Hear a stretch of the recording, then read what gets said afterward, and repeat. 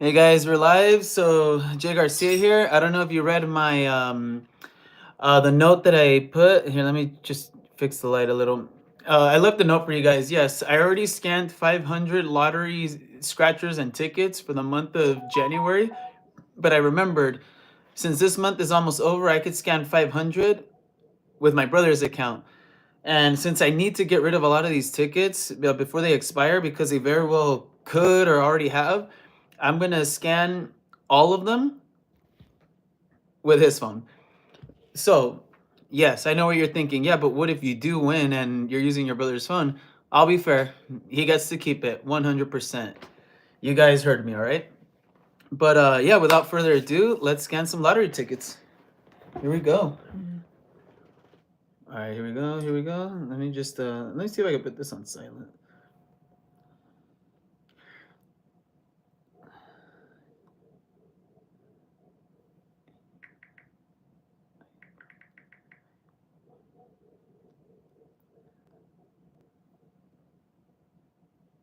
There we go.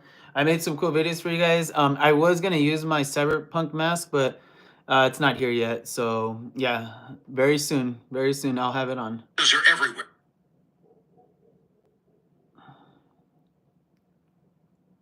All right, here we go.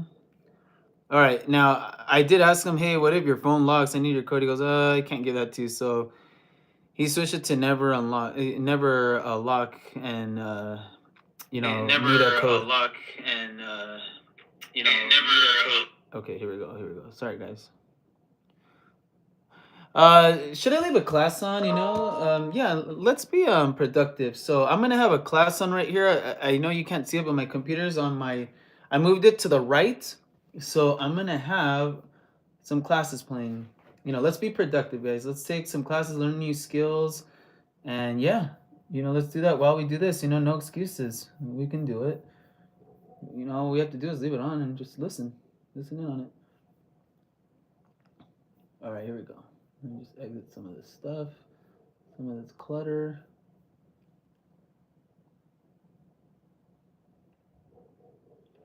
All right, here we go. I'm also on X, guys. Add me.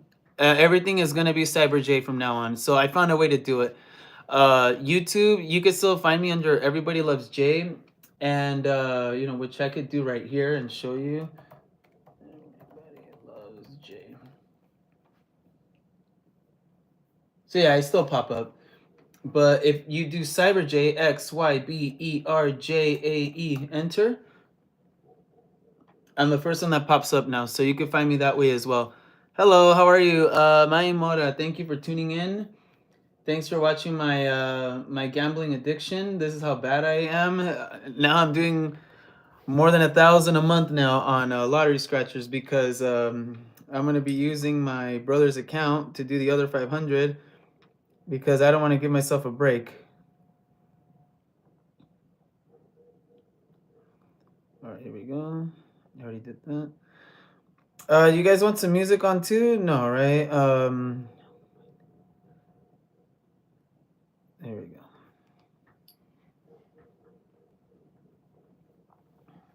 Okay.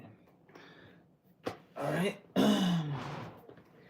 Yeah, I also have some bad news, guys. All these I made some bets for the Super Bowl and I can't find the tickets anywhere.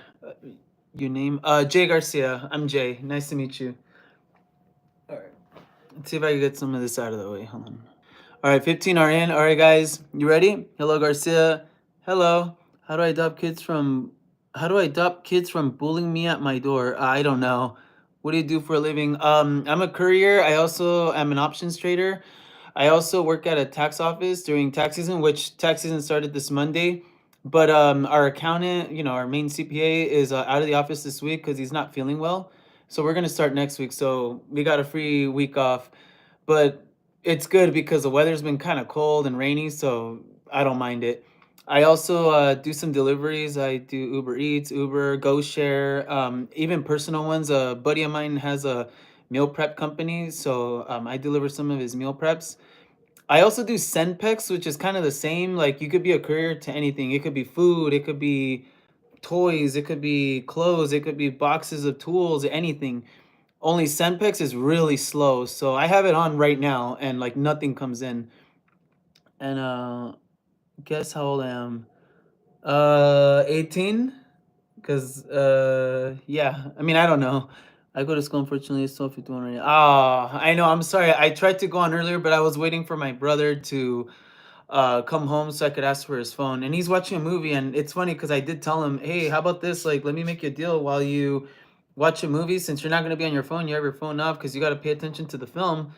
Is it cool if I use your phone to scan some of these things? And he said, you know what? Yeah, that's fine. Go ahead. I'm charging this phone so it doesn't die. However, his so it doesn't die. I may have to switch it off.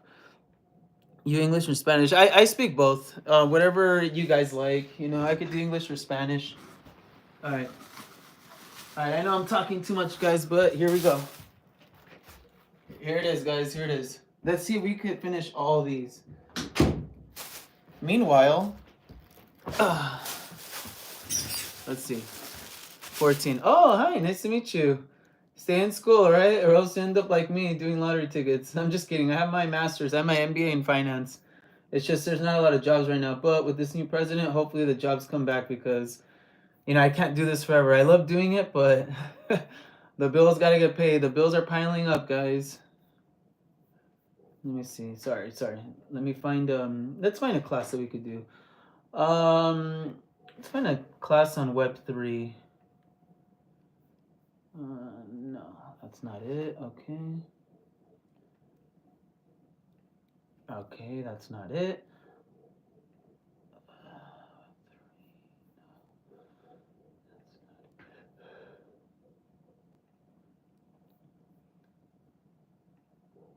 All right. Oh, found it. Okay. Let's find a class on Web3 because that's going to be the future, Web3 and blockchain. This one's what is the metaverse? Blockchain basics. Beyond the basics. Let me see. Let's do this one. Oh, what business leaders need to know about Web3 plus the metaverse. Okay, I'll do this one. It's 41 minutes, but Batman. Yes, it's my replica. I do cosplay. I'll have it on for you guys soon. But yeah, let's do this one. It's 41 minutes, but when I have it on 2x, we could finish it quicker. If the internet, social media, e-commerce, or the sharing economy change your business, then Web3 and the metaverse are going to change your business again. And they represent more than just gaming or social media opportunities. They are building full-fledged economies of goods and services There we that go. are already changing the way humans interact with the digital. To stay ahead of the curve, you need to know what new capabilities and markets and technologies are opening and recognize the new Oh, values there and it is, solutions guys. Take a picture. I've been working I'm gonna with scan companies all in the these. space for more than 8 years. And I advise some of the world's biggest brands on how to prepare the companies for the new ways we will experience, buy, Here we sell, go. interact, and express ourselves in digital spaces in the future. In this course, I'll give you an overview of where the metaverse and Web3 stand right now. I'll explain some of the fundamental principles and technologies, and then lead you through key concepts to consider for your metaverse strategy. Join me in my LinkedIn Learning course to learn what you need to Oh, know I had it today on the to wrong prepare one. for the Sorry, future of the guys. internet. There it is. Picture Success. this. The year is 1994. The first one of 500 for Educators January. are discussing this newfangled internet. They don't know how to pronounce the app symbol. Host Brian Gumble says, "What is internet? Did you write to it like mail?" And then co-host Katie Perry calls out to the producer, "Allison, can you explain what internet is?" Looking back, it's easy to laugh at this moment because by now the internet has become a ubiquitous fixture in all our lives. But that's how everyone was back then, Free trying to make Fire. sense of a new technology. I share this because we're in the same place right now. We're saying, what is the metaverse? What is Web3 or should it be Web 3.0? What are we even talking about?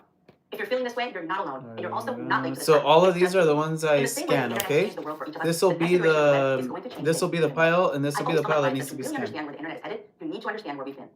Think back to your first interactions with the internet. This was probably during what we call the Web 1.0 era, which lasted into the early 2000s. You could go online to look up information, use email, maybe participate in a chat room. Web 1.0 was the era of static informational web pages.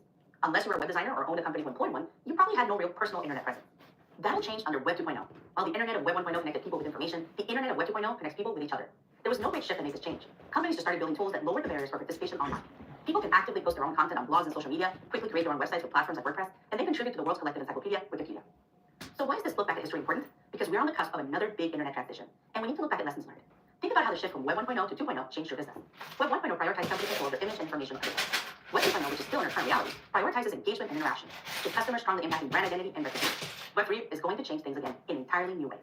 Let me emphasize that with each of these shifts, there was no single moment where Web 1.0 ended and Web 2.0 begins. It was an ongoing evolution, not just in technology, but also in the way that we use it. As a business leader, you don't always need to know the specifics of how these technologies work in order to leverage their power for your business. But you do need to recognize how these technologies can change your relationship with the digital world, change your customers, and open up new opportunities. That way, as the internet continues to evolve, you can evolve with it. When explaining the eras of the internet, I often say that while Web 1.0 connected us to information and Web 2.0 connected us to each other, Web 3 connects people, places, and things. I'm gonna use a Going paperclip deeper to than scratch. that, the most important things you need to know are: 1, it is built on the blockchain technology. 2, it emphasizes decentralization and greater individual ownership of digital assets. And 3, there are many different visions for how it will operate. I like to think that you're here because you want to understand and be a part of building that future. So let's start No with the shit. foundational understanding to do that. First principle of Web3, blockchain. What is a blockchain? It scratches better with a blockchain paperclip, is guys. a shared database that links data in blocks that cannot be edited. This creates an irreversible timeline of data, allowing you to see when and where any piece of data was created or stored at any given moment. Another important feature of the blockchain is that it is a distributed ledger, meaning the same information is stored in multiple places within a network. Whenever information is entered on a blockchain, it is recorded across the entire network. Which brings us to the second principle, decentralization. By its nature, the blockchain is C2X I could there is still no central listen. server company that controls or owns the data. This is different from what we have now. In our Web 2.0 world, any information about how we use the internet or any information we put onto the internet is stored by the company that provides the platform we used. For instance, any information you provide to LinkedIn is stored on LinkedIn servers, not on your personal hard drive. When you want to access that data, you have to log into your account and request to see it. While LinkedIn's user agreement makes it clear that you own your own personal data stored on their servers, not every company operates that way. Some will retain rights to your photos and posts, or package and sell data to third parties.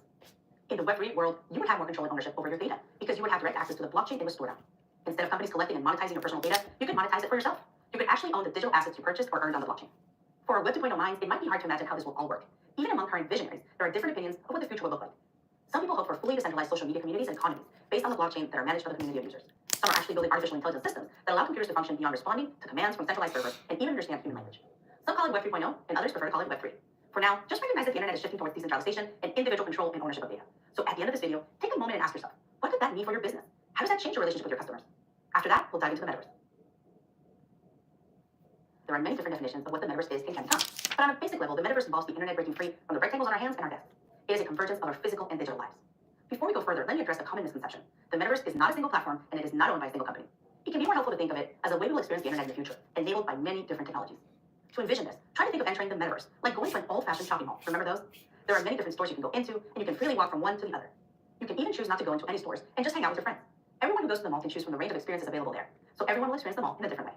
Now, you probably know how to get to your closest mall, but how do you get to the metaverse? Many people hear the word metaverse and immediately think of virtual reality or VR, and for good reason. VR systems actually immerse us in fully digital worlds. It really feels like you're in a different universe.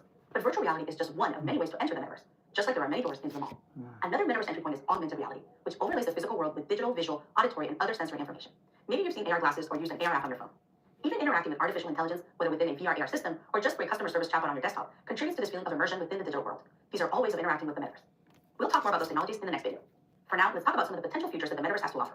I think there are fascinating opportunities to develop technology and experiences in the boundary between our physical and digital lives. Many metaverse technologies incorporate your physical movements and human inputs to build a seamless physical-digital experience. This can have massive implications for businesses and brands. I'm also interested in the way the metaverse allows people to develop and explore identities in a new way. You don't enter the metaverse as an invisible entity, just there to observe. You enter the metaverse to do things with other people, but free from the constraints and barriers that exist in the physical world. Right now, we are still largely approaching the metaverse from a Web 2.0 mindset. Big companies are building virtual reality platforms and virtual worlds that we have access to play and interact on.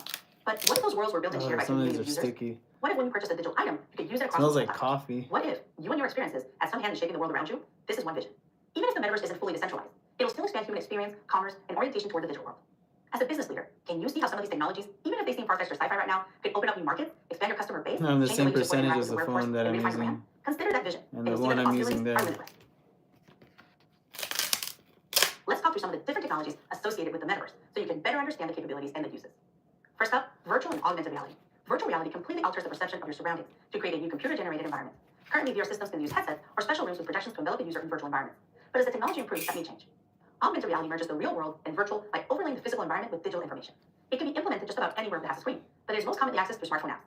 In the next video, we'll talk more specifically about markets, but just imagine for a bit how the world of shopping, entertainment, education, and even work environments will change when immersive digital experiences become easily accessible. While virtual reality and augmented reality are the primary ways of accessing the metaverse, the technology that makes the metaverse feel real is artificial intelligence. AI combines computer science and extensive data sets to enable computers to problem solve much like the human brain does.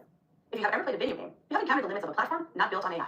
Your character only has so many moves, you can't go past certain boundaries, and non-player characters say the same set of phrases over and over again.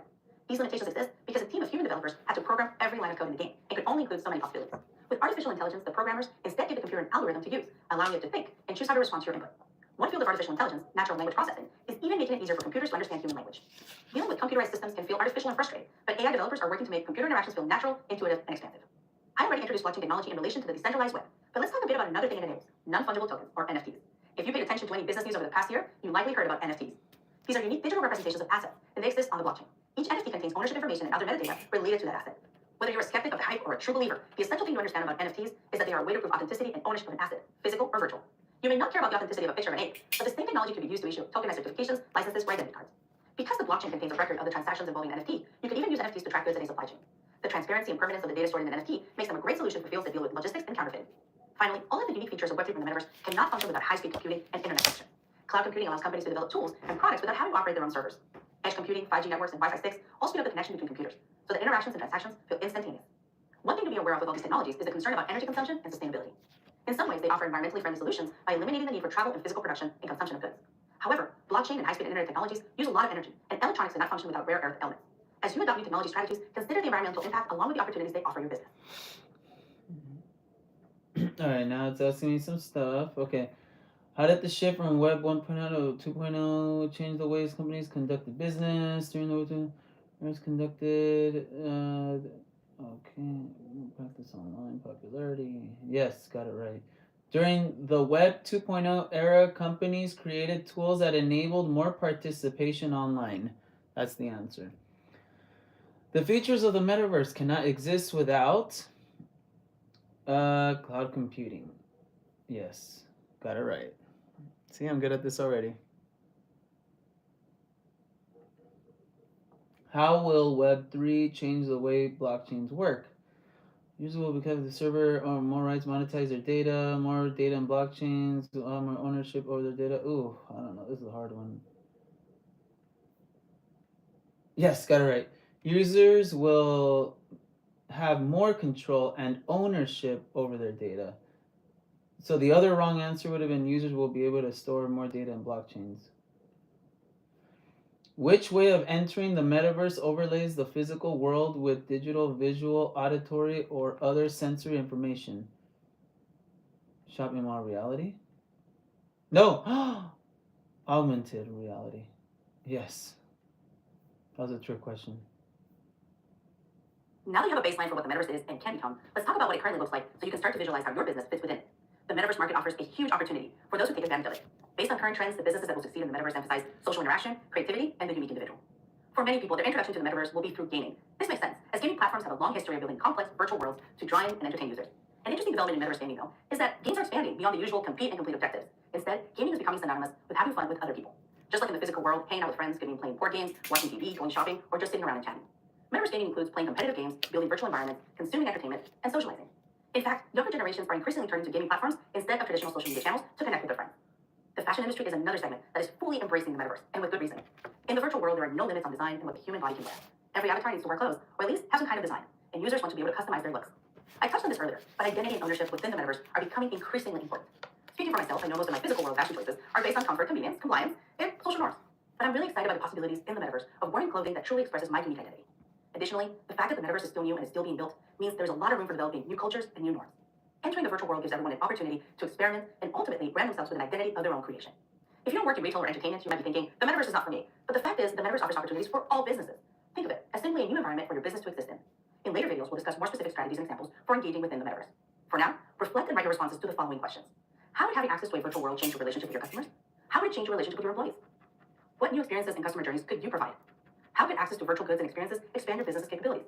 What brand identity would you like to present in the virtual world? Answering these questions will give you a starting point for planning your metaverse strategy. This shouldn't come as a surprise, but people buy digital goods for most of the same reasons they buy physical goods. A product feels a need, seems fun, or even communicates something about the buyer. The Though you cannot physically handle digital assets, they do hold value to those who purchase them. Whether you're interested in creating and selling digital goods, investing in them, or implementing them in your business, it is important to understand the context of what gives these goods their value. First, let's look at the digital asset utility. How can that item be used, or what benefit does it provide? A trend to be aware of is that metaverse customers show more interest in collecting than consuming. There's an emphasis on purchasing assets that can be displayed and communicate status or exclusivity. NFTs especially lend themselves to collectability, as each NFT has unique properties. In the physical world, it can be difficult to differentiate between a luxury purse and a well-made replica. Within the NFT, the authenticity is right there in the publicly available code. For some products, the utility may end with collectability or aesthetic pleasure. However, I hope you guys are metaverse learning opens opportunities something. to build layers of utility into digital assets. The utility of gaming used to be its entertainment value. However, most online games now have a social aspect, and a growing number offer play-to-earn models where individuals can win digital assets. They can then use these assets within the in-game economy, and in some instances, even earn real money. The utility of a digital asset will expand if it can be used in multiple ways and across multiple platforms. Which brings me to the next point, interoperability. For the metaverse to operate as envisioned, people need to move seamlessly across digital platforms. Ideally, the goods you purchase in any given platform would be able to travel with you. Digital fashion marketplace that Dematerialize sells NFT clothing that can be displayed or worn in AR, and in some cases imported into games, taking that first step towards domain transportability, but not solving for interoperability 100%. As the metaverse becomes more connected, it will be increasingly more important that products are able to move easily between platforms and environments. Web3 enables creator ownership and control over digital assets. Not every digital product will come with the same level of ownership. Think about most digital music sales right now. Your purchase only gives you the right to listen to the piece, not share, give away, or resell it. When you purchase an NFT, you are purchasing the digital token that exists on the blockchain. You can display, transfer, and sell that NFT, but in most cases, you will not actually own the intellectual property the NFT represents. We will have to see whether this level of ownership continues into the future, or the move towards decentralization gives individuals even more control over their purchases. Finally, digital products can have a significant value add to their physical counterparts. Virtual clothes in a virtual closet take up no space, never have to be cleaned, are produced more sustainably than fast fashion, and can defy the laws of physics. While your digital purchase will not give you a physical object to handle, at least not yet, it should offer you something unique. With these concepts in mind, think about the digital items you're most interested in investigating. Take some time to search the internet for current examples of that product in action and analyze. What is the asset's utility? Where can it be used? What are you getting when you purchase that asset? And how is the digital asset different from its physical counterpart? You will want to keep these questions in mind each time you look at creating or purchasing a digital asset. You may already be excited about expanding into new markets. But The what if I cyberpunk told world. you that the metaverse is opening up whole new economies? That's right. These technologies are changing commerce as we know it. Billions of people play online games and spend money within these virtual worlds. In most games, you can get started in the virtual economy by either completing tasks to earn in-game currency or buying in-game currency with real money.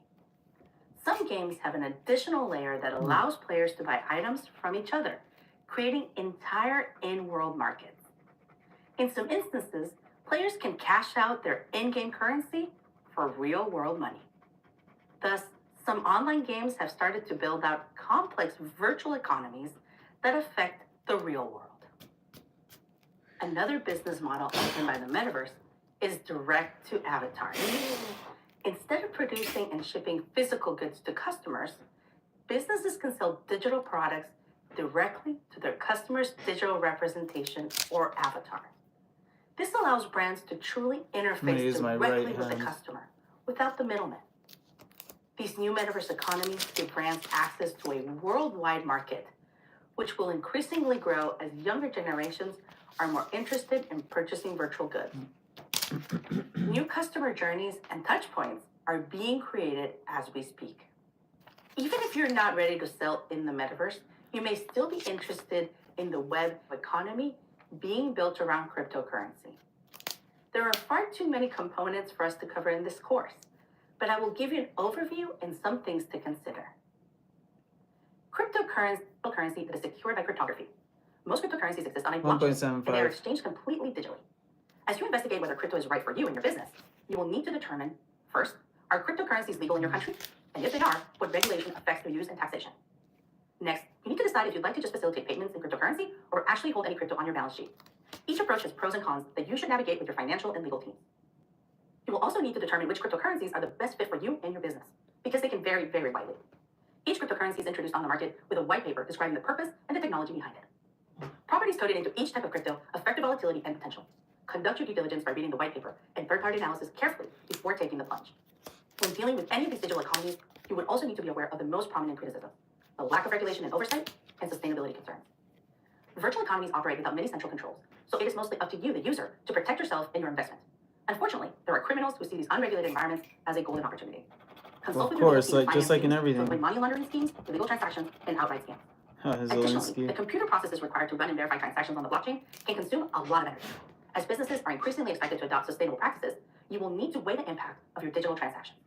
On one hand, the direct-to-avatar model uses significantly fewer resources than producing physical goods, but we should not ignore the energy impact of the digital world. However you choose to enter the digital economy, be sure to do your research. Before we move on, take a moment and reflect on which digital economies sound like a good fit for you and your business. What opportunities are you most excited about? A common criticism about the metaverse is that it is a gimmick, that it's overhyped, or it's just a fad. I believe we will eventually reach a point when these criticisms will stop because the metaverse will be integrated into our daily lives. But until then, it is important to utilize marketing strategies that do not feel like a gimmick, but instead are authentic, sincere extensions of our brand. So first, just like in the physical world marketing, you will need to carefully consider your brand and the interest of your customers. Should your strategy feel fun, serious, eco-conscious? The newness of the metaverse does give you an opportunity to rebrand and to try new things in order to reach new markets. But try to avoid alienating your loyal customers. Look at your target demographics and the platforms that they are most interested in, so that your efforts feel like a natural next step. Next, you need to be aware of the rules and etiquette of whatever metaverse platform you choose to enter. Some corners of the metaverse run on adult irreverence and attitude, and others are populated by children. To understand what is and isn't acceptable within the community you want to market to, talk with experienced users and try to participate as an individual user before entering as a brand. We already covered the value of selling virtual goods in the metaverse, but metaverse marketing needs to go beyond just closing transactions. Instead, marketers should cultivate communities around their brand, building a link between their product and the virtual world. There is an opportunity to really build a story around the customer's experience of interacting with your brand. For instance, Vans, the skateboarding shoe and apparel company, built a virtual skateboard. Remember, these are paid classes, so I hope you guys are learning something. I get them for free because I graduated from Cal State Fullerton, and I'm leaving it on free for you guys. That way you guys don't pay on Coursera. Digital Gucci products. These immersive metaverse experiences can reach any consumer with internet access, building brand loyalty and inspiring digital and real-world purchases in customers who may never set foot in your company's retail store. Beyond building a community, you can offer your customers personalized experiences by interacting with digital identities associated with your brand. With artificial intelligence, you can create virtual brand representatives who answer questions, make product recommendations, or guide customers through their customer journeys. Imagine the impact of customer service and satisfaction if customers could reach a fully knowledgeable, personable, and imaginative brand representative at any time from anywhere. As technology develops further and more creatives engage within the metaverse, we'll see an explosion of new marketing opportunities, experience creation, and new creative ideas. With all those possibilities on the horizon, take a minute now to reflect on the brand identity and values you would like to convey in the metaverse. What type of presence would you like to have, and who would you like to reach?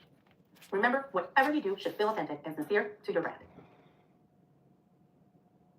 All right, here you go, guys. Why is a white paper used to introduce cryptocurrencies to the marketplace? Legalities. Oh, it's wrong.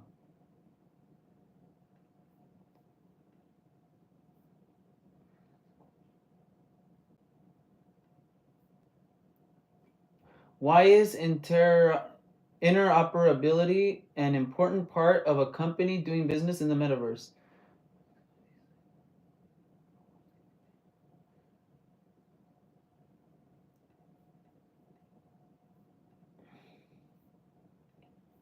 Products can move easily between platforms and environments.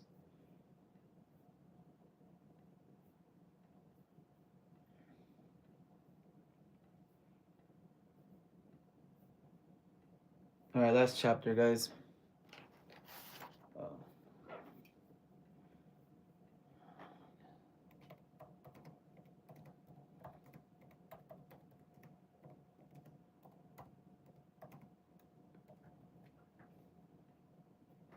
As you watch this course, there might have been times where you couldn't quite wrap your head around what I was describing, or maybe even thought to yourself, I don't really know about this.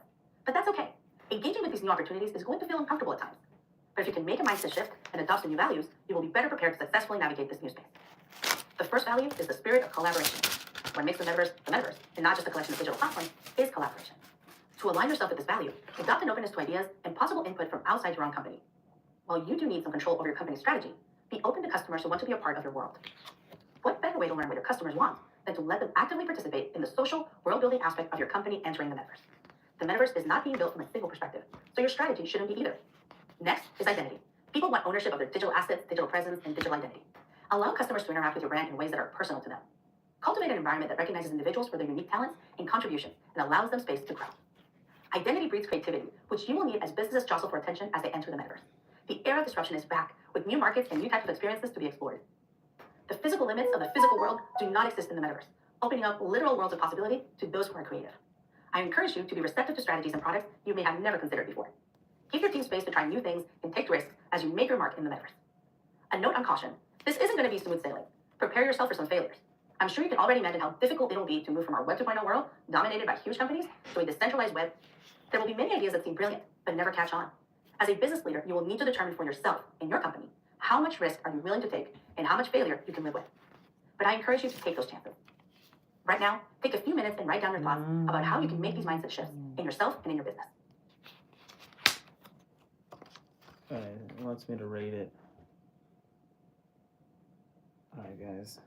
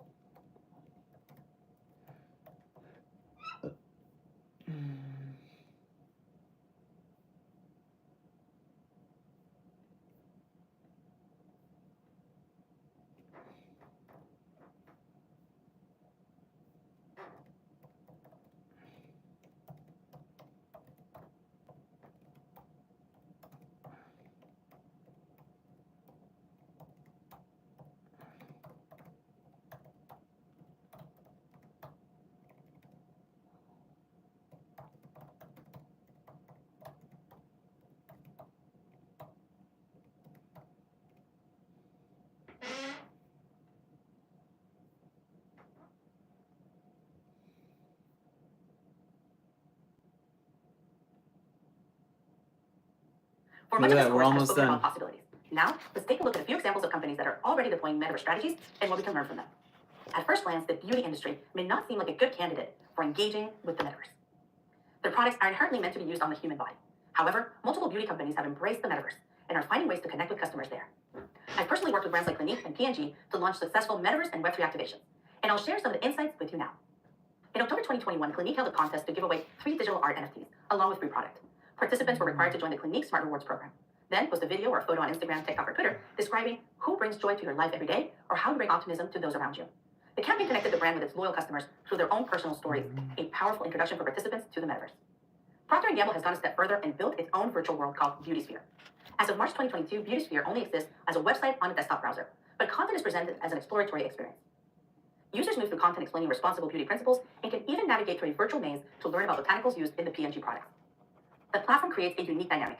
Instead of P&G pushing information onto customers, customers are motivated to seek and discover information for themselves. The multifunctional platform also gives the brand space to continue to expand their content offering and build more interactive experiences. Another way companies are developing a presence in the metaverse is through educational initiatives.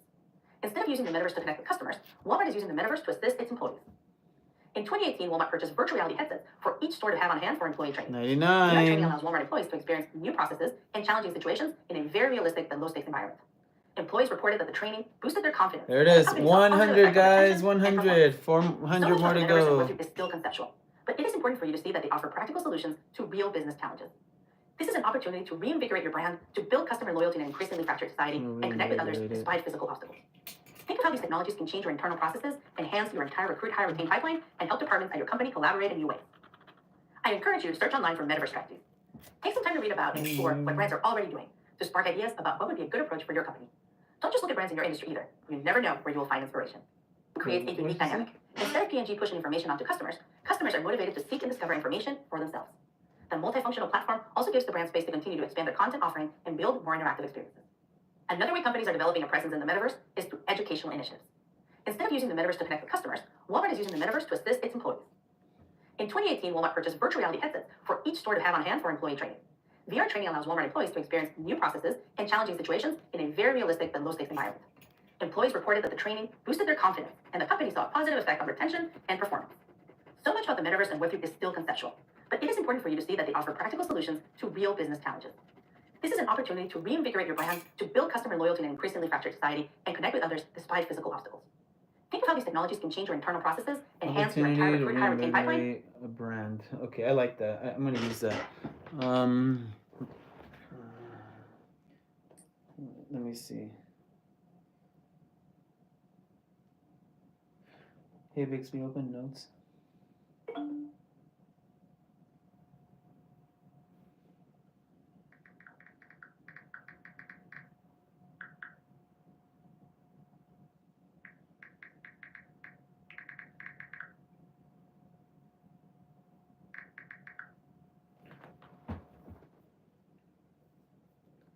despite physical obstacles. Think of how these technologies can change your internal processes, enhance your entire recruit, hire, retain pipeline, and help departments at your company collaborate in new ways. I encourage you to search online for metaverse strategies. Take some time to read about and explore what brands are already doing to spark ideas about what would be a good approach for your company. Don't just look at brands in your industry, customer loyalty in an increasingly fractured society, and connect with others despite physical obstacles. Think of how these technologies can change your internal processes, enhance your entire recruit, hire, retain pipeline, and help departments at your company collaborate in new ways. I encourage you to search online for metaverse strategies. Take some time to read about and explore what brands are already doing to spark ideas about what would be a good approach for your company. Don't just look at brands in your industry either. You never know where you will find inspiration. All indicators point to an ever-increasing fusion between physical and digital worlds. So now is the time to ask, how can you prepare? Like any good change management strategy, you need to have clear and plainly communicated goals and objectives. Everyone at the company needs to have a common language and understanding of not only the metaverse, but also where your company is heading with regards to it. Throughout this course, you have seen that there are a multitude of ways you can engage in this new digital space. Are you interested in connecting more directly with your customers, expanding your company's remote work capabilities, accepting cryptocurrency as a payment? Each of these are very different objectives.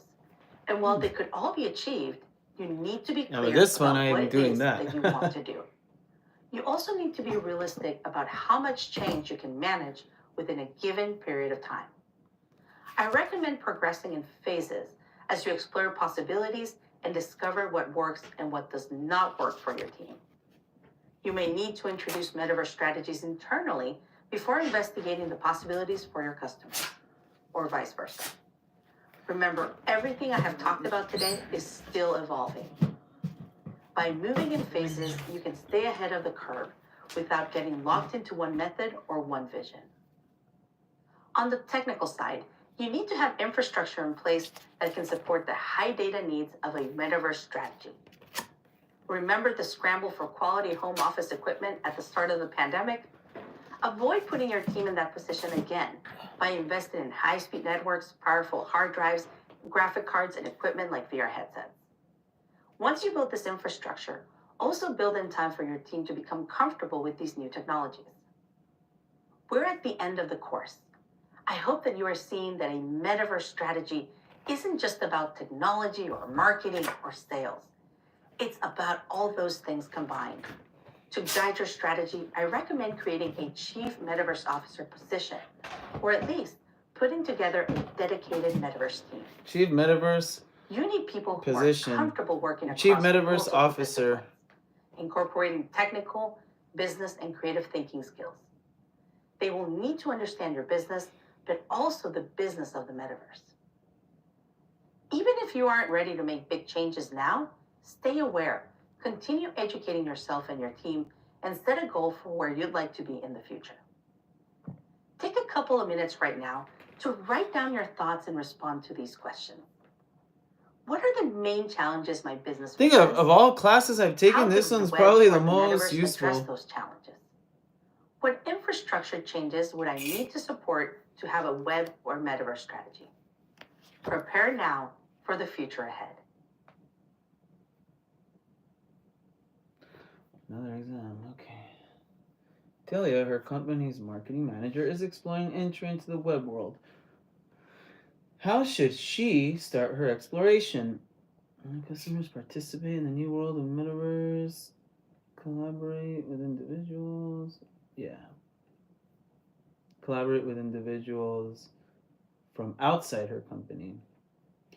Sportswear UK is using the metaverse to attract new customers to its line of workout attire.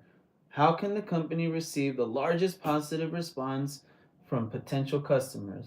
Establish a loyalty program. Yeah, I like that. What? No? Create a forum of customers. What? That's not the answer? Create an interactive experience? Dude, no. Yeah, I don't believe that. Amir is developing a metaverse strategy team. What type of potential team members should he identify for his purpose? Comfortable, those aware of the business challenges, of the metaverse. What? Those who are forward-thinking, embracing. Okay. What? I got it wrong? Key sees an opportunity to use VR as a way to train her sales force on new products. What is the most significant advantage of this relatively inexpensive training? Simulations of low risk environment. Yes. Okay. Retake quiz.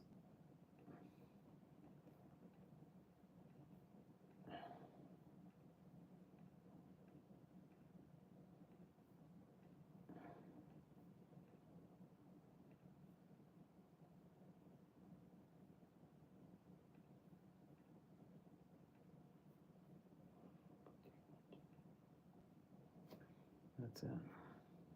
Now that you have an overview, it is time for you to act. Take the thoughts you have written down today and begin meeting with your marketing, IT, finance, and product teams. Explore possibilities and begin setting goals together. If in your research you don't find many examples related to your industry, that's not an indicator that the metaverse isn't for you. Instead, that's a golden opportunity for you to become a leader in your field, creating methods and solutions that work specifically for your business.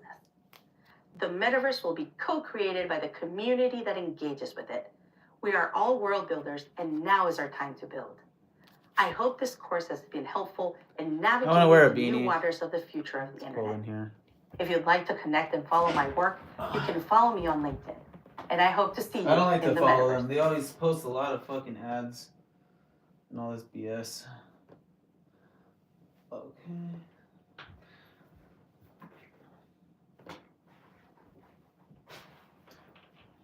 All right. Here we go.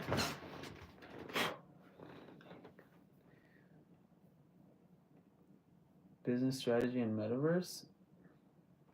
I'm gonna take a picture of that. I don't know why I don't have that.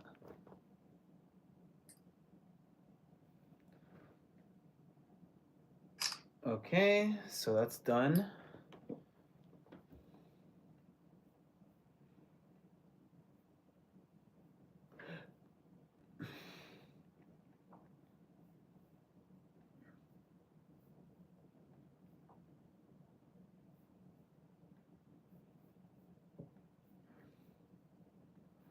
And I save the ones that I like.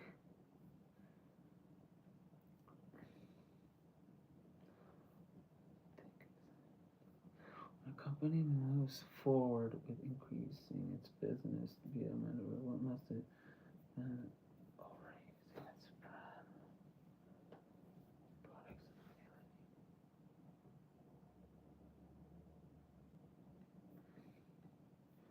Or should a company's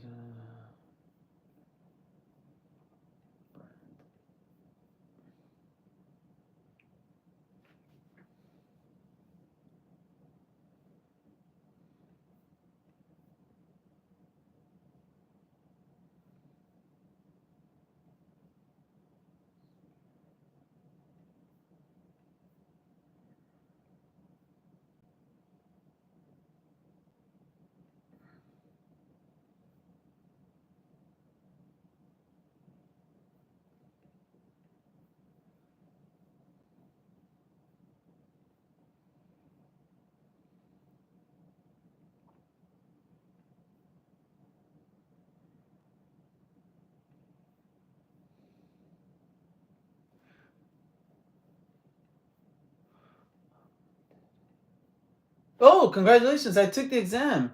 You successfully passed the exam with a score of 85%. See, I think this is right for me in the future. I have an MBA in finance, but I've always been interested like in blockchain, Web3, and the metaverse. Like forever. I mean, I'm into cyberpunk.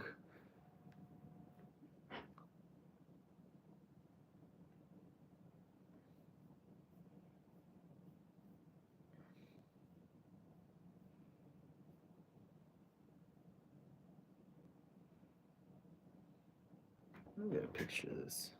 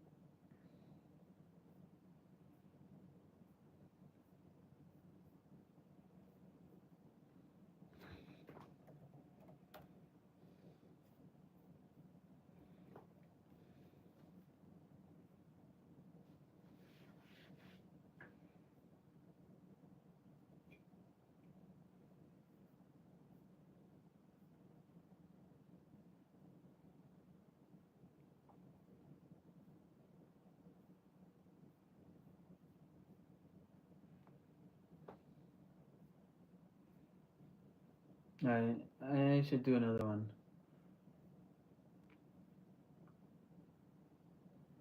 Let's do another one. Let's do blockchain basics or blockchain beyond the basics. I'll do this one. Or what is Web3? Could have sworn I've taken these.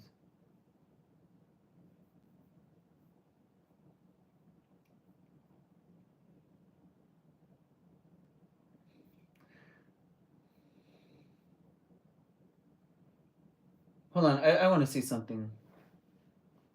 The way we were taught about blockchain, that it is immutable and secure. I'm gonna have this one because this one doesn't have any Just like exams to software, take. This smart one's contracts are susceptible to bugs, coding errors, ethical and hacking security flaws. for smart This can lead to contracts, serious preventing attacks and consequences, securing such as blockchain financial code. losses Oh, and there's gonna be a theft lot of of work in that in assets. the future. I By the can way, guys, teach you how to blockchain. avoid this problem, and we will do it through ethical hacking of smart contracts. My name is Michael Fawale. I'm a blockchain developer, and I'm also a blockchain coach. I will show you how to create a vulnerable contract. We'll attack it, and then, of course, we'll master how to prevent those attacks in the first place. In this video, I'll be walking you through what you should know before taking this course. The first thing is so-called blockchain fundamentals. A good understanding of blockchain technology and its underlying concepts is essential. You should have the knowledge of how blockchain network functions, the types of consensus algorithms used, and how transactions are validated and stored on the blockchain. The next is smart contract development. Understanding how smart contracts are developed and deployed is crucial. You should have experience working with programming languages commonly used for smart contract development, such as Solidity, and have knowledge of tools and frameworks like Linux and Truffle. The next is security concepts. You should have a solid understanding of security concepts and principles, such as confidentiality, integrity, and availability, and how they apply to smart contract development and deployment. Finally, you should be familiar with the industry standards and best practices for smart contract development and security, such as the Ethereum Smart Contract Security Best Practices Guide. Studying and becoming proficient in these areas will help you gain the knowledge and skills needed to conduct ethical hacking of smart contracts and improve their security. If you are an old player in the crypto community, then the popular DAO hack must have been on your radar. The DAO hack of 2016 was probably one of the most severe attacks in the blockchain history. Over $150 million worth of Ether raised by the DAO community was stolen by a DAO hacker, and all it did was to call a vulnerable function repeatedly in the DAO smart contract. That was when the need for smart contract ethical hacking came onto the scene. Let's talk about what exactly smart contract ethical hacking is, who is involved, and why it is important.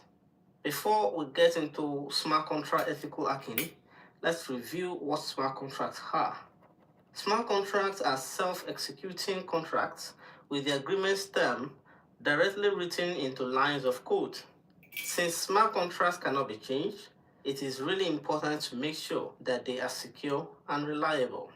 Smart contract ethical hacking is the process of reviewing a smart contract code base to identify potential vulnerabilities and recommend corrective actions.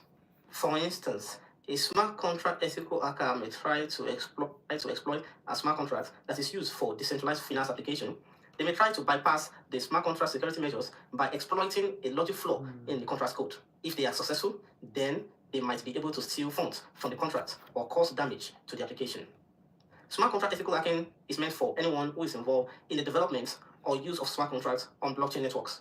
This includes blockchain developers, security professionals, auditors, consultants, and end users. Ethical hacking techniques help individuals and organizations to prevent losing money, personal information, and damage to their reputation.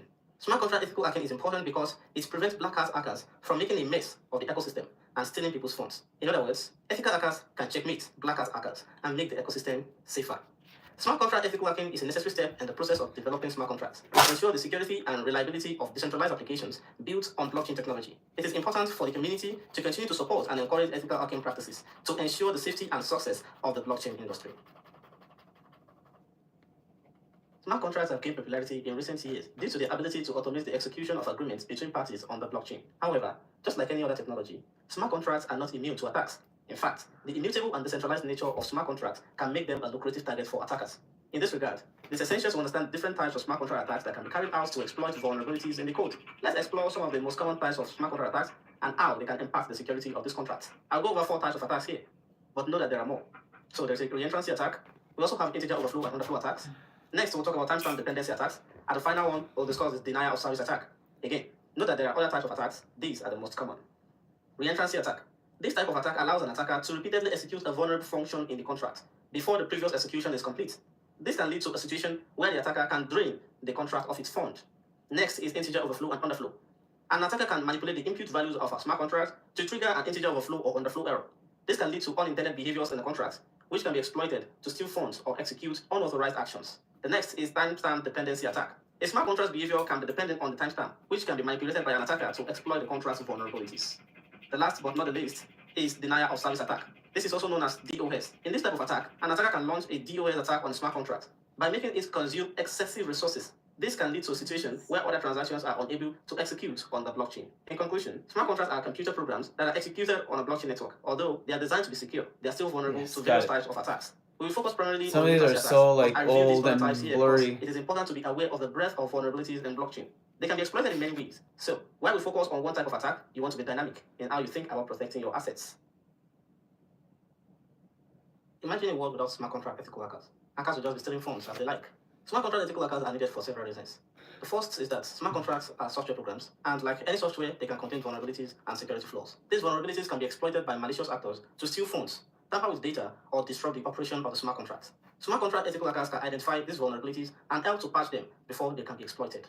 Next, smart contracts are used in industries like finance, where a large sum of money may be at stake. If a smart contract is compromised, it can lead to significant financial losses for all parties involved. Smart contract ethical hackers can help to prevent these losses by identifying and addressing vulnerabilities in the smart contract.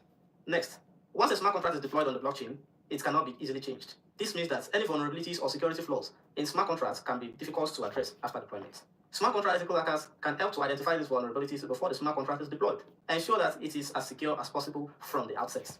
Smart contracts are relatively new technology, and there is still much to be learned about their potential vulnerabilities and security risks. Smart contract ethical hackers can help to explore these vulnerabilities and contribute to the development of best practices for smart contract security. Smart contract ethical hackers play a critical role in ensuring the security and integrity of smart contracts and the blockchain system that they operate on. By identifying and addressing vulnerabilities, they help to protect the interests of all parties involved and contribute to the continued growth and adoption of the decentralized application.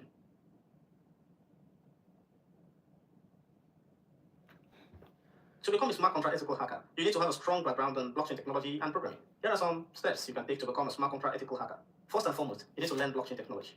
You need to have a good understanding of blockchain technology and how it works. Learn the basics of blockchain architecture, cryptography, and consensus mechanism. Learn programming. Smart contract development requires proficiency in programming languages such as Solidity, JavaScript, and Python. Learn to code and develop proficiency in at least one programming language. If you can pick one, I recommend Solidity. That's because it's the language used to build applications on Ethereum virtual machine. There is an entire course on Solidity here on LinkedIn Learning where you can get started. Speaking of Ethereum, that is the platform you want to master. Ethereum is the most popular blockchain platform for smart contracts. Study Ethereum's architecture, its EVM, and how it operates. Learn smart contract development. Once you have a good understanding of blockchain technology and programming, start learning how to develop smart contracts. Solidity is the most commonly used language for developing smart contracts, so you should focus on that. Learn security. You need to learn how to identify and exploit vulnerabilities in smart contracts. Study common smart contract vulnerabilities such as reentrancy attacks, integer overflow, and buffer overflow attacks, which you're already doing by taking this course. So, good job. Join the community. Join community and smart contract communities to keep up with the latest trends and techniques. Attend conferences and events to network with other smart contract developers. There are many spaces like this where you can join. You can see them on Facebook. You can follow people on Twitter. And don't forget, you can do that here on LinkedIn. Once you join the group, make sure you ask 150 guys, how many 150. people are to help you. Get certified. Consider getting certified in smart contract Hope you security. guys are There are learning several something. organizations that offer certifications in blockchain and smart contract security. And there are many courses here on LinkedIn Learning that you can take. In fact, I recommend Sam Sega's course on blockchain and smart contract security. Practice. Practice building and testing smart contracts to gain hands-on experience in identifying and exploiting vulnerabilities. This space is always changing, so not only do you want to practice to get better, you need to keep yourself updated on the latest process and techniques. I cannot emphasize practice enough. Stay up to date. If you're watching this, you already know you need to keep updated on blockchain-related technology. This field changes constantly, and in security, of course, it is essential to stay up to date. So I recommend keeping a list of blogs, newsletters, and social media accounts that you can regularly read for the latest news. So I have a few people that I can recommend. I may be a little biased, but my brothers, John and Victor, have excellent substacks you can read. You can also follow them on Twitter. Additionally, check out the Developer Diary blog. Not only can you get information about the field, but they also have job listings. By following these steps, you can develop the skills necessary to identify and exploit vulnerabilities in smart contracts. It's important to approach this field with an ethical mindset and use your skills for the greater good, ensuring that smart contracts and blockchain technology are secure and trustworthy. With the increasing adoption of blockchain technology, the demand for smart contract ethical hackers is expected to grow, making this an exciting and rewarding field to pursue.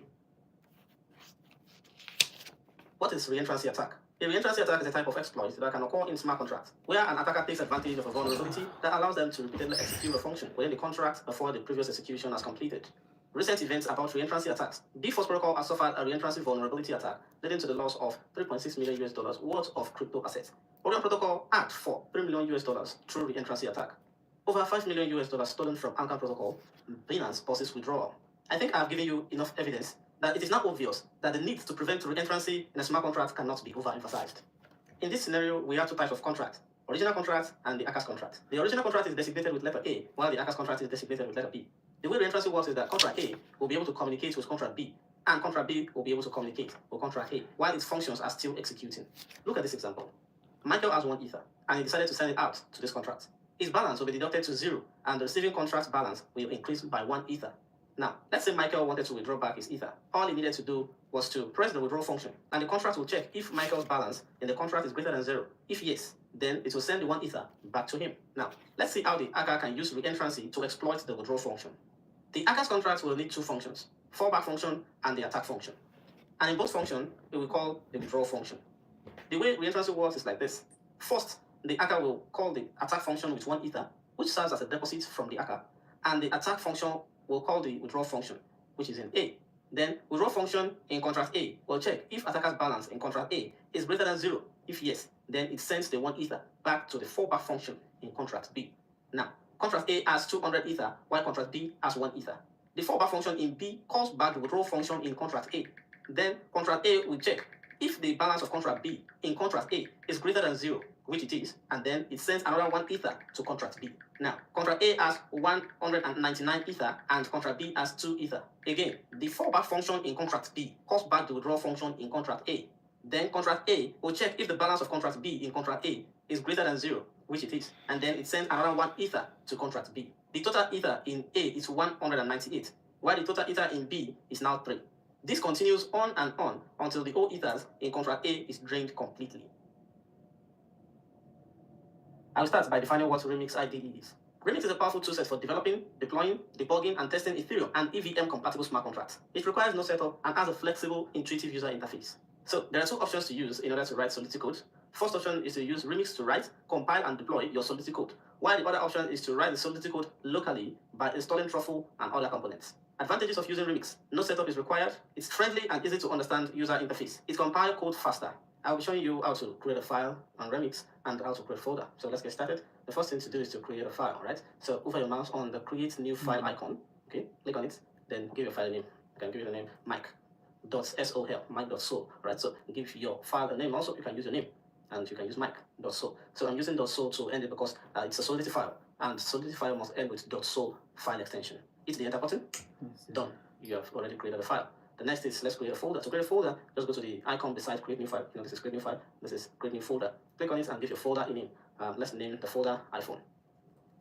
So you can also give your folder any name you like.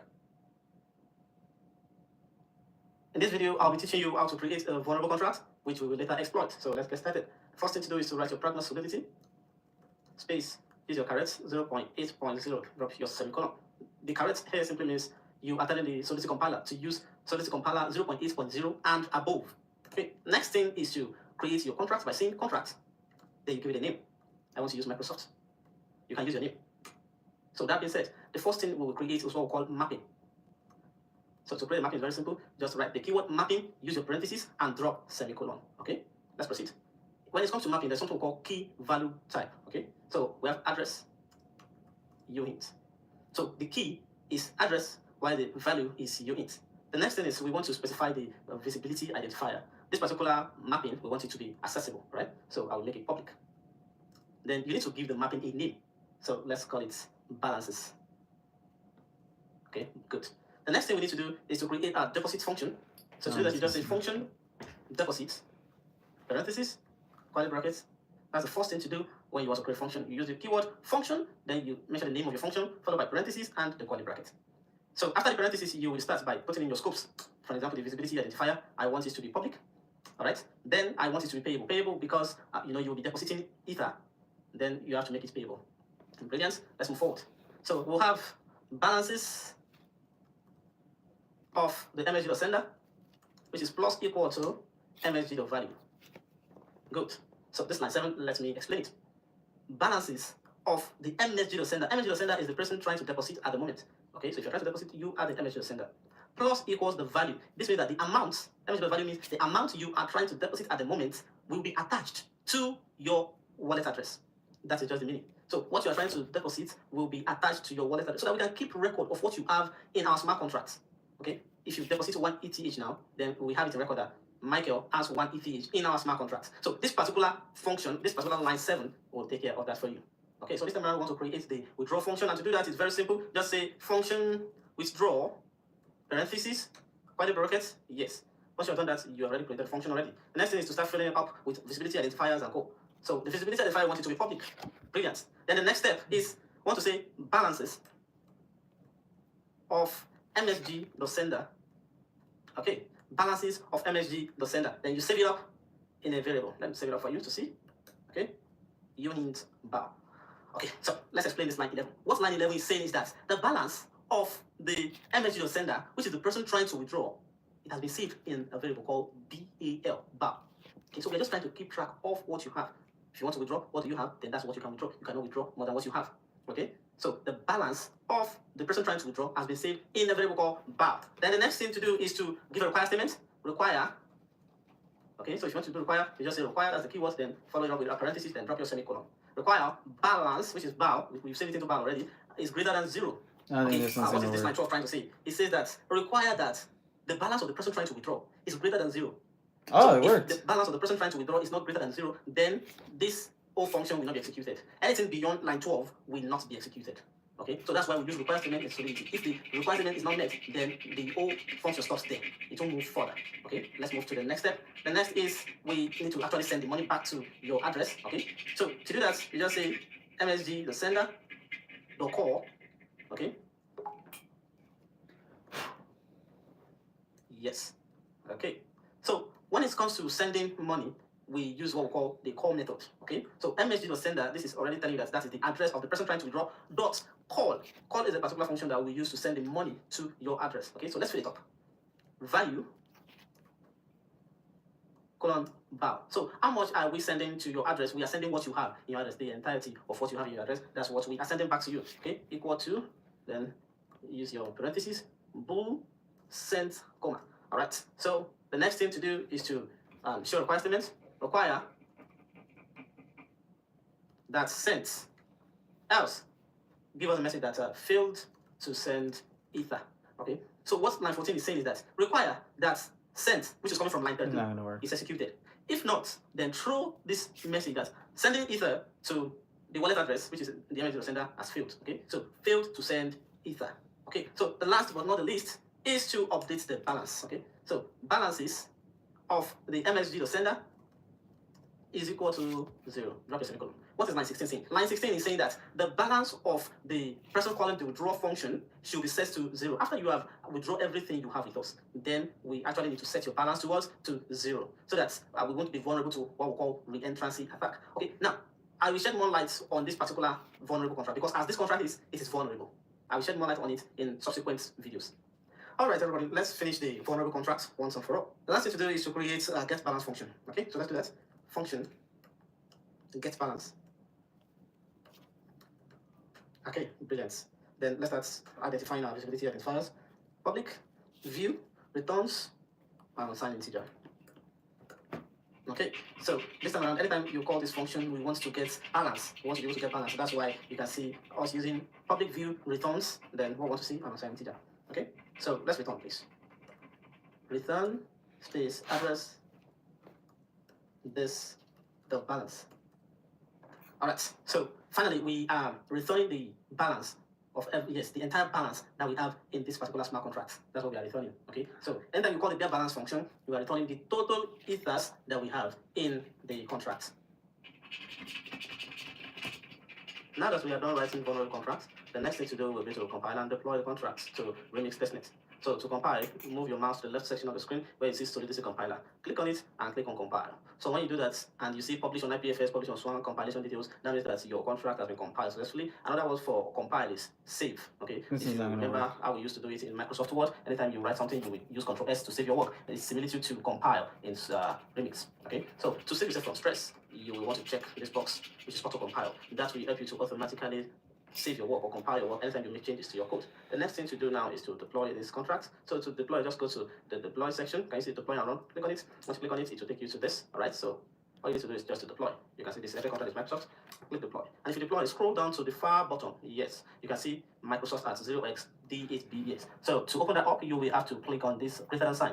Click on it, and if you click on it, it will give you all the functions: deposit function, withdraw function, balances, get balances. So let's test out Oh, this look, function. we got a Let's start with deposit function. To do that, for scroll this up. one. You need to scroll up, and where you see value here, that value section. We have some news. It says success. Your code has been submitted. Good luck. Code submissions this month. Okay, 191 of 500. You have received 2 entries into the 40 years of Play Scratchers second chance bonus draw. To be withdrawn. You can see that's reset back to 0 ETH. Alright, so to test Okay, the scan remaining more. 2 functions, I need to deposit. So That's you can see cool. the balances and So that's the balance. promotion Because this the month. get balance right now it is 0. Let me test what I can see. Can you see it's 0? So I need to deposit. Let's deposit again. Let's repeat the step. Okay. Click on deposit. Brilliant. So you can see we have 1 ETH there. I want to check the balance of my address. Okay, so how do I go about that? Just scroll up. This is my address, the first one, right? Click on this copy account. So if you click it, then you are copying the address, right? So scroll down, just balances, paste it, then click on balances. Can you see? So this is 1 ETH, 1 ether. The unit is way, so that's why you can see it is 10000. The zeros will be 18 zeros. Okay, so way is the smallest unit when it comes to weighing Ethereum. Way is the smallest unit. Now let's click on get balance. Okay, so you can see the remaining 2 functions, they are working.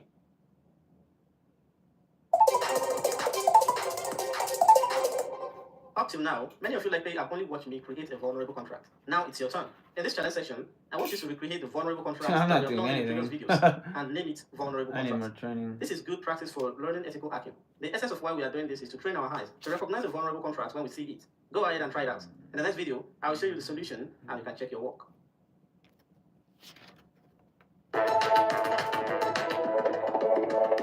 So this is the solution to the challenge that you have taken earlier. So the first thing to note here is you can see that what I used to teach you, it was Microsoft. The contract name was Microsoft. This time around, I told you to change the name to vulnerable contract. All right?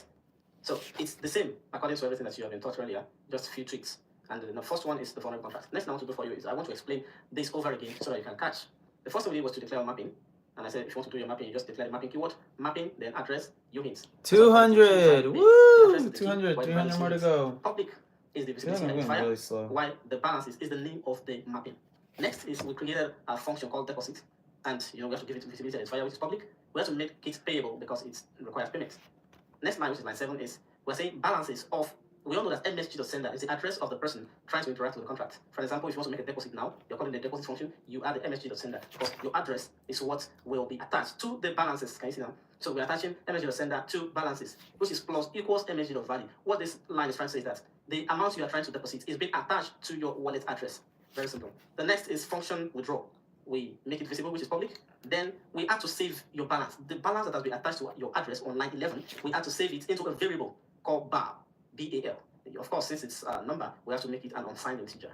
Line 12, require if balance is greater than 0. That means if your balance on line 11 is not greater than 0, the O code will stop executing. But if your balance is greater than 0, okay, then we can proceed to line 13. 13 is using msg.sender or call. Call function is a function in Solidity that we use to transfer money. We have 3 of them. We have call function, we have transfer function, we have send function. Okay, but the one we use the most is call function. So msg.sender, which is your address, we are attaching it with call, msg.sender.call. Okay, so how much are you sending that value? Then we attach balance to it. So bool that you're seeing here, bool sent, we are going to use it on line 14. Line 14 is saying require sent. If not, then tell us that fail to send ether. So we're now making use of line 13 on line 14. Okay, so we're saying if the transaction was successful, Oh, I got another one. then don't say anything. But if it I failed, was entered you in have a to give us bonus this error draw. message. Okay, that's why we have this error message here. Line 16 is saying balances of msg.sender has been reset to 0. The amount that has been attached to your wallet address is now 0. Why? Because you have already called the withdraw function and we have sent the contract and sent the ether back to your address. Since it has been sent back to your address, they need to reset your balance. The balance is now 0. Okay. So line 19 is saying function get balance, public view returns unsigned integer. The name of the function is get balance. Public is the visibility identifier.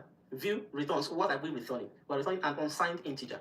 Okay, so line 20 is saying return address this the balance. So we use this particular method if we want to get the balance of a contract. So if you say address this the balance, you want to get the balance in that contract. So let's create the attack contracts. To do that, you say contract attack. Then you use curly brackets. The first thing we need to do is to set the targets. Which contracts are we attacking? So you set the targets and save it in a state variable.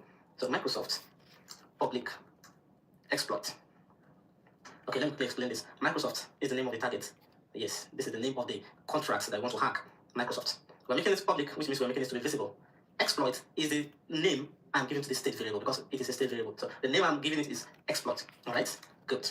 The next thing we need is what we call constructor. Constructor. Good.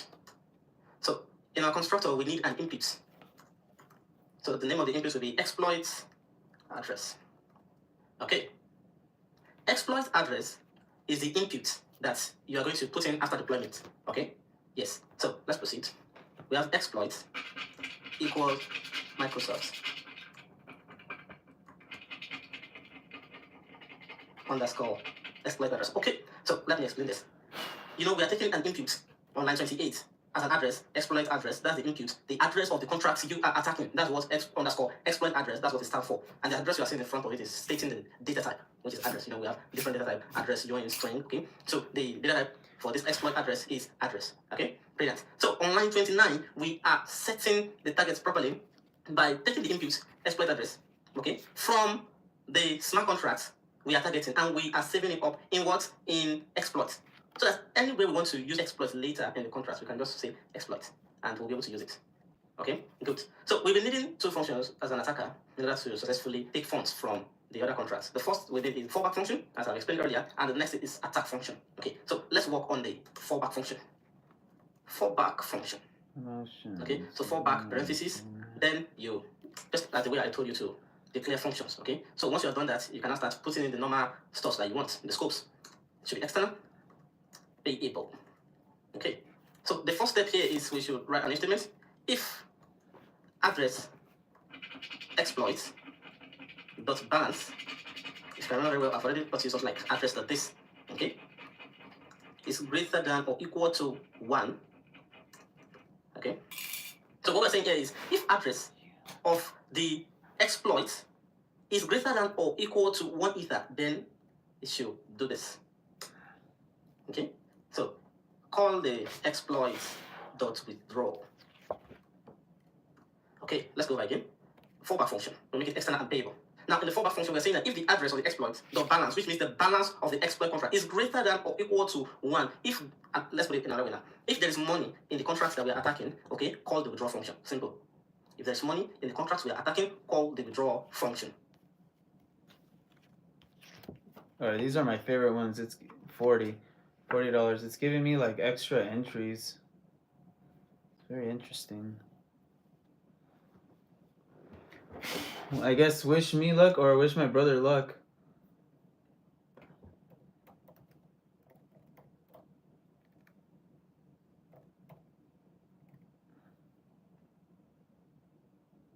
Okay, let's write the attack function. Say function attack. Okay, so make sure that the attack you are writing is different from the name of the contract. If you notice, the name of the contract starts with capital letter A, while this function is all lowercase. Okay, please, you need to take note of that. All right, we've written the function for attack. Great, let's start filling it up. You need to add this code to it. External, you need to make it external. Also, you need to make it payable. Payable, right? Good. So the first query we have to add is require that MSG the value is greater than or equal to 1 ether. Okay, so what's this line 40 trying to say? You know, I told you that if you want to attack, you have to deposit also into the contract you're attacking. So the amount you're depositing must be greater than or equal to 1. So you can deposit less than 1 ether. That's just the meaning of that. Let's move on. The next is exploit. That's deposit. So we're not calling the deposit function. Deposit, use the curly brackets, value 1 ether. So what are we doing here? We are calling the deposit function. And how do we have access to the deposit function in the contract we are attacking? This guy, which is exploit, gave us that access. It gave us access to call the deposit function. Can you see this deposit function, which is in the main contract? Let me scroll up so I can see.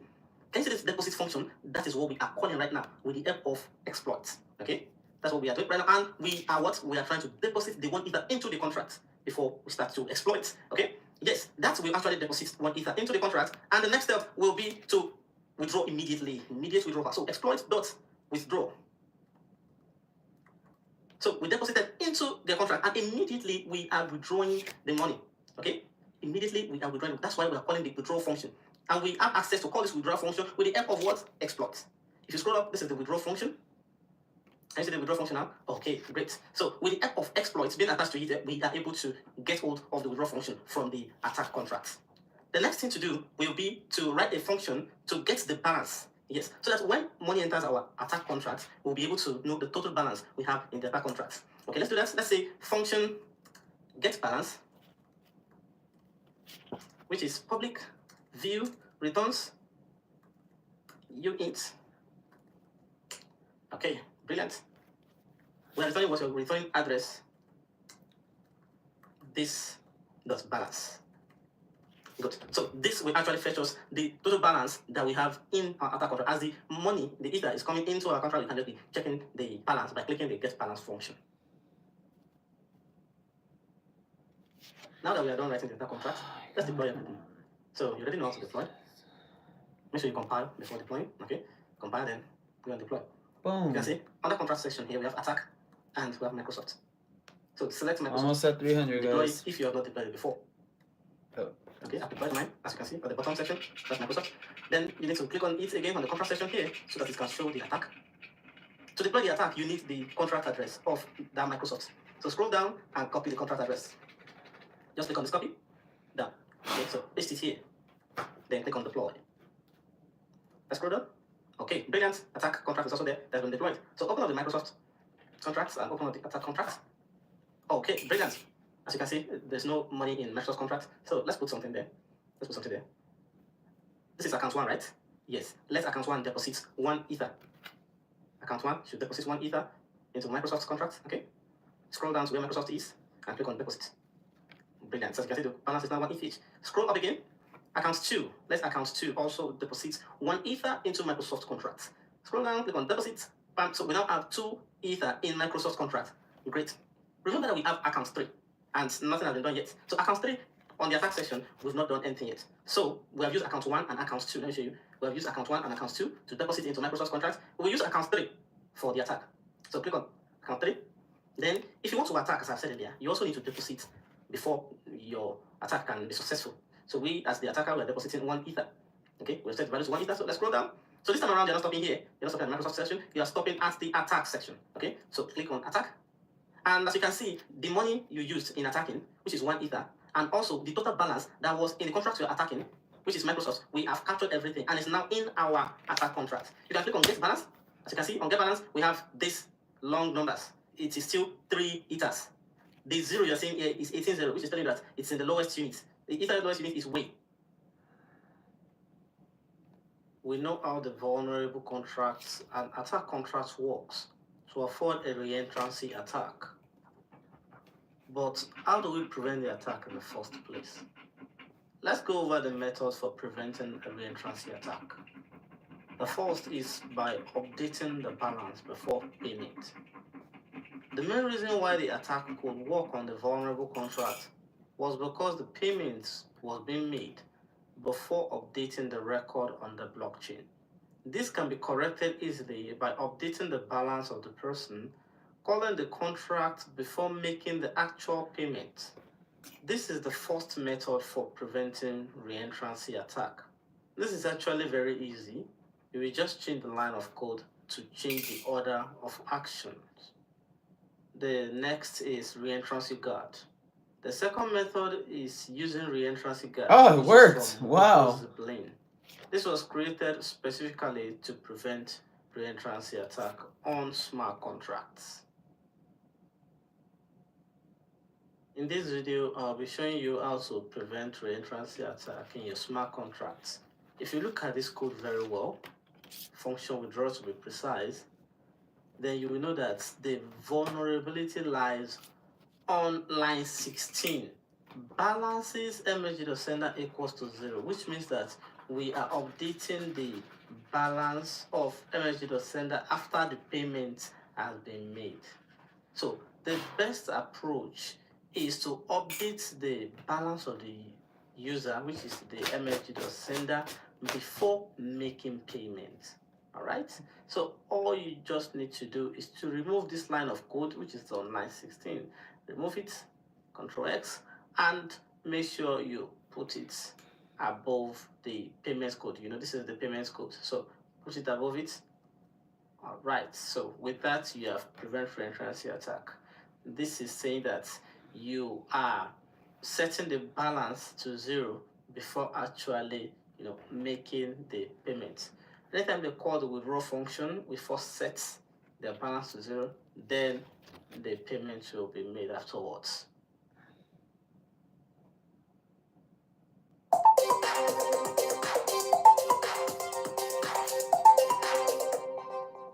In previous videos, you've been taught how to prevent reentrancy attack in a smart contract by updating the balance of the user before making payments. In this challenge section, I want you to prevent reentrancy attack in a smart contract by using reentrancy guard from OpenZeppelin. And once you are done implementing the reentrancy guard from OpenZeppelin, attack the contract and see if reentrancy attack will work.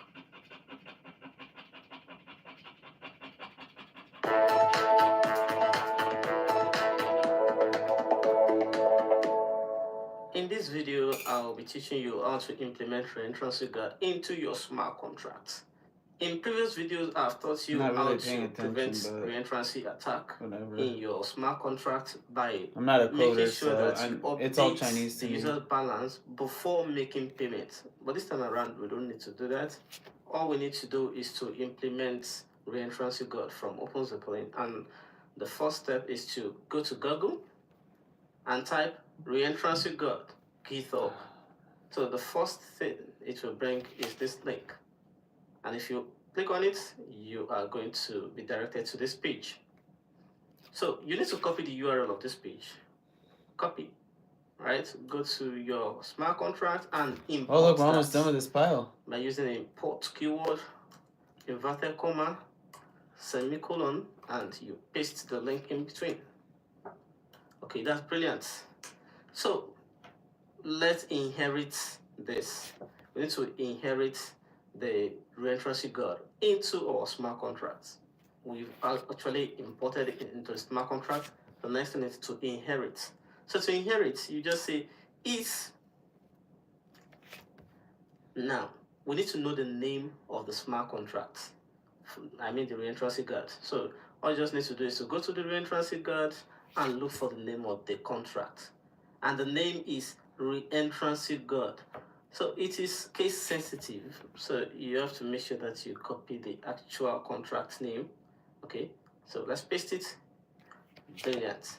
The next step we need to do is you need to check your functions. We have the withdraw function, we have the deposit function, we have get balance function. Out of these functions, which one is vulnerable to reentrancy? It is the withdraw function.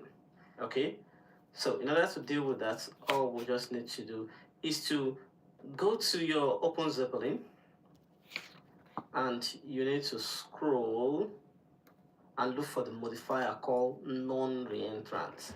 Copy it,